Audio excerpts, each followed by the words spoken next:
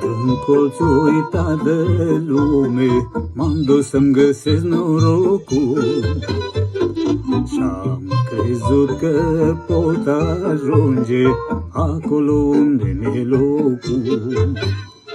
Dar cu sudoarea frunții drumul mi-am clădit, rădăcina mi-a fost bună. Am ajuns acolo unde am gândit și acum am lumea pe mână.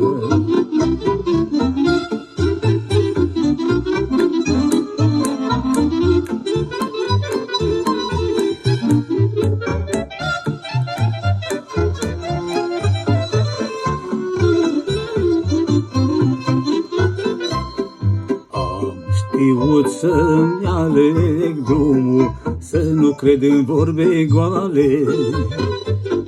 Cu cei 7 ani de acasă, printre sprini mi-am făcut cale. Dar cu sudoarea frunții drumul mi-am clădit, rădăcina mi-a fost bună.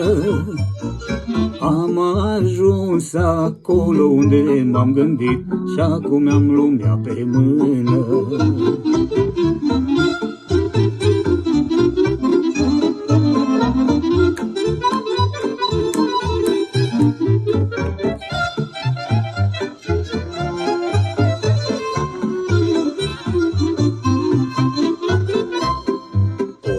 Omenia mea fost sfântă și-am învățat că se poate să nu împătez obrazul, să fiu mântui de toate.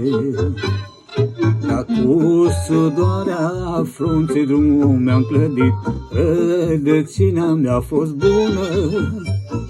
Am ajuns acolo unde m-am gândit și acum am lumea pe mână. Dar cu sudoarea frunții drumul mi-am clădit, rădăcina mi-a fost bună.